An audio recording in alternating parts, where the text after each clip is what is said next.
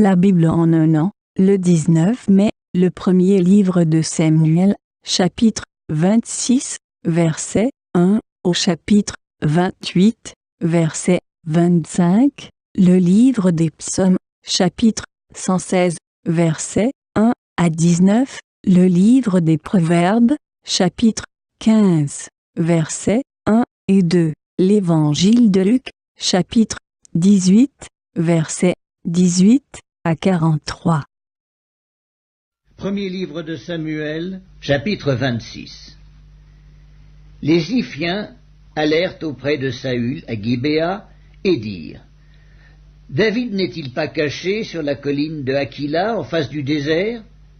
Saül se leva et descendit au désert de Ziph avec 3000 hommes de l'élite d'Israël pour chercher David dans le désert de Ziph. Il campa sur la colline de Hakila en face du désert près du chemin. David était dans le désert, et s'étant aperçu que Saül marchait à sa poursuite au désert, il envoya des espions et apprit avec certitude que Saül était arrivé. Alors David se leva et vint au lieu où Saül était campé, et il vit la place où couchait Saül avec Abner, fils de Ner, chef de son armée. Saül couchait au milieu du camp, et le peuple était campé autour de lui. David prit la parole, et s'adressant à Achimélec, Étien, et à Abiscaï, fils de Tséruja et frère de Joab, il dit: Qui veut descendre avec moi dans le camp vers Saül? Et Abiscaï répondit: Moi je descendrai avec toi. David et Abiscaï allèrent de nuit vers le peuple. Et voici, Saül était couché et dormait au milieu du camp, et sa lance était fixée en terre à son chevet. Abner et le peuple étaient couchés autour de lui. Abiscaï dit à David: Dieu livre aujourd'hui ton ennemi entre tes mains. Laisse-moi, je te prie, le frapper de ma lance et le clouer en terre d'un seul coup, pour que je n'aie pas à y revenir. Mais David dit à Abiscaï: Ne le détruis pas, car qui pourrait impunément porter la main sur loin de l'Éternel? Et David dit: L'Éternel est vivant, c'est à l'Éternel seul à le frapper, soit que son jour vienne et qu'il meure, soit qu'il descende sur un champ de bataille et qu'il y périsse. Loin de moi, par l'Éternel, de porter la main sur loin de l'Éternel. Prends seulement la lance qui est à son chevet avec la cruche d'eau, et allons-nous-en. David prit donc la lance et la cruche d'eau qui étaient au chevet de Saül, et ils s'en allèrent. Personne ne les vit, ni ne s'aperçut de rien, et personne ne se réveilla, car ils dormaient tous d'un profond sommeil, dans lequel l'Éternel les avait plongés. David passa de l'autre côté, et s'arrêta au loin sur le sommet de la montagne, à une grande distance du camp. Et il cria au peuple et à Abner, fils de Ner: Ne répondras-tu pas, Abner? Abner répondit: Qui es-tu, toi, qui pousses des cris vers le roi? Et David dit à Abner: N'es-tu pas un homme? Et qui est ton pareil en Israël? Pourquoi donc n'as-tu pas gardé le roi ton maître? Car quelqu'un du peuple est venu pour tuer le roi ton maître.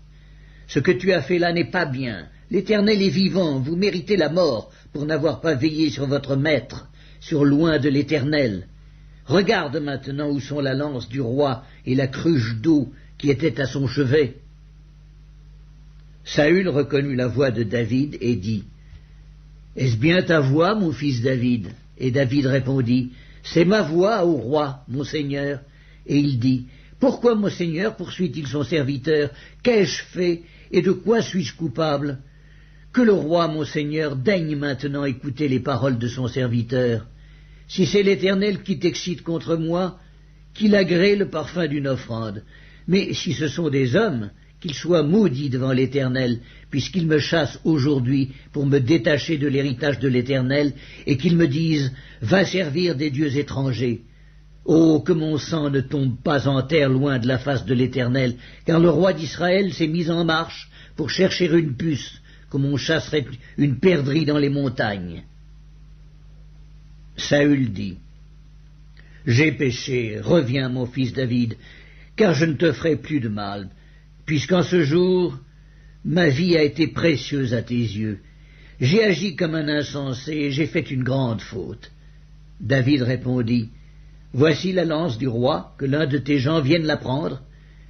L'Éternel rendra à chacun selon sa justice et sa fidélité, car l'Éternel t'avait livré aujourd'hui entre mes mains, et je n'ai pas voulu porter la main sur loin de l'Éternel. Et comme aujourd'hui ta vie a été d'un grand prix à mes yeux, ainsi ma vie sera d'un grand prix aux yeux de l'Éternel, et il me délivrera de toute angoisse. Saül dit à David, « Sois béni, mon fils David, tu réussiras dans tes entreprises. » David continua son chemin, et Saül retourna chez lui. Le premier livre de Samuel, chapitre 27. David dit en lui-même, « Je périrai un jour par la main de Saül.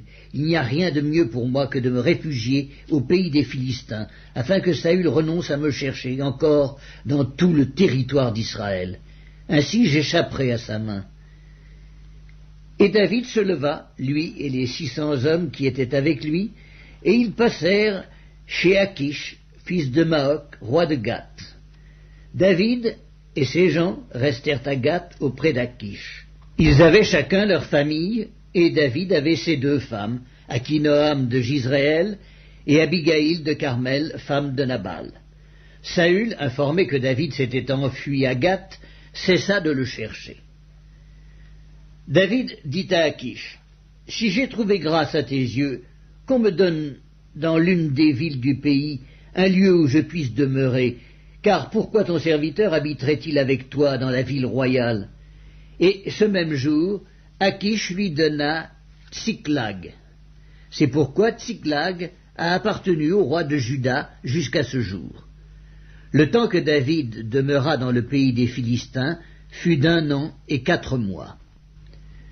David et ses gens montaient et faisaient des incursions chez les Guéchuriens, les Girziens et les Amalécites, car ces nations habitaient dès les temps anciens la contrée du côté de Shur jusqu'au pays d'Égypte. David ravageait cette contrée. Il ne laissait en vie ni homme ni femme, et il enlevait les brebis, les bœufs, les ânes, les chameaux, les vêtements, puis s'en retournait et allait chez Achish. Achish disait, « Où avez-vous fait aujourd'hui vos courses ?» Et David répondait, « Vers le midi de Juda, vers le midi des Gérachméélites, et vers le midi des Kéniens. » David ne laissait en vie ni homme ni femme pour les amener à Gath, car, pensait-il, il pourrait parler contre nous et dire « Ainsi a fait David ». Et ce fut là sa manière d'agir tout le temps qu'il demeura dans le pays des Philistins. Achish se fiait à David, et il disait, « Il se rend odieux à Israël, son peuple, et il sera mon serviteur à jamais. » Le premier livre de Samuel, chapitre 28. En ce temps-là, les Philistins rassemblèrent leurs troupes et formèrent une armée pour faire la guerre à Israël. Achish dit à David, « Tu sais que tu viendras avec moi à l'armée, toi et tes gens. » David répondit à Achish, « Tu verras bien ce que ton serviteur fera. » Et Achish dit à David, « Aussi je te donnerai pour toujours la garde de ma personne. » Samuel était mort, tout Israël l'avait pleuré, et on l'avait enterré à Rama dans sa ville. Saül avait ôté du pays ceux qui évoquaient les morts et ceux qui prédisaient l'avenir. Les Philistins se rassemblèrent et vinrent camper à Sunem. Saül rassembla tout Israël, et ils campèrent à Gilboa.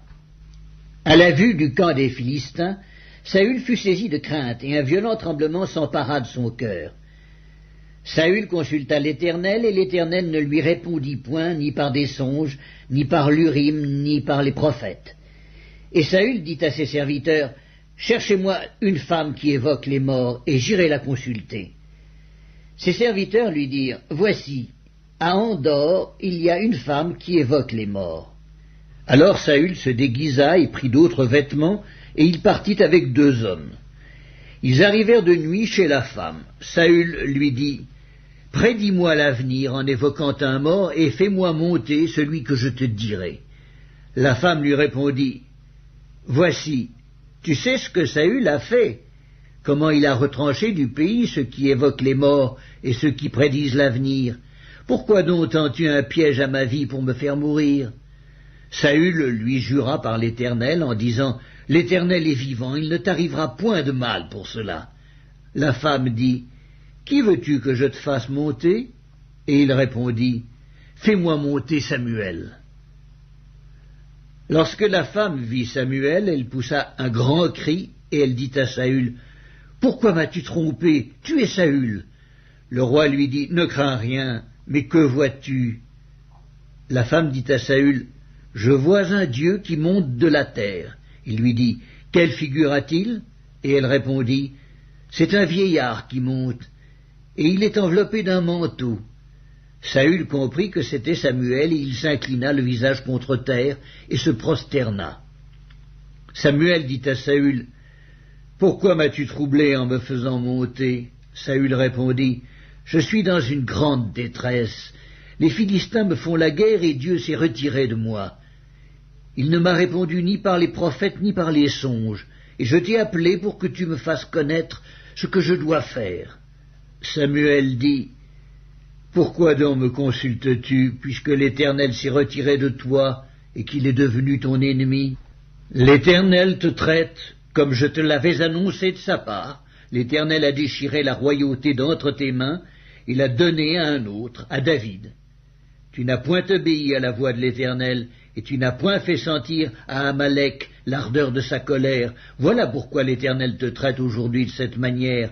Et même l'Éternel livrera Israël avec toi entre les mains des Philistins. Demain, toi et tes fils, vous serez avec moi, et l'Éternel livrera le camp d'Israël entre les mains des Philistins. » Aussitôt Saül tomba à terre de toute sa hauteur, et les paroles de Samuel le remplirent d'effroi. De plus, il manquait de force, car il n'avait pris aucune nourriture de tout le jour et de toute la nuit. La femme vint auprès de Saül, et le voyant très effrayé, elle lui dit, « Voici, ta servante a écouté ta voix. J'ai exposé ma vie en obéissant aux paroles que tu m'as dites. Écoute maintenant, toi aussi, la voix de ta servante, et laisse-moi t'offrir un morceau de pain, afin que tu manges, pour avoir la force de te mettre en route. » Mais il refusa et dit, « Je ne mangerai point. » Ses serviteurs et la femme aussi le pressèrent, et il se rendit à leurs instances. Il se leva de terre et s'assit sur le lit. La femme avait chez elle un veau gras qu'elle se hâta de tuer, et elle prit de la farine, la pétrit, et en cuisit des pains sans levain. Elle les mit devant Saül et devant ses serviteurs, et ils mangèrent. Puis, s'étant levés, ils partirent la nuit même. Psaume 116.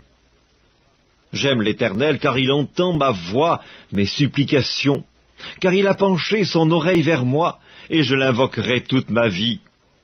Les liens de la mort m'avaient environné, et les angoisses du sépulcre m'avaient saisi. J'étais en proie à la détresse et à la douleur, mais j'invoquai le nom de l'Éternel.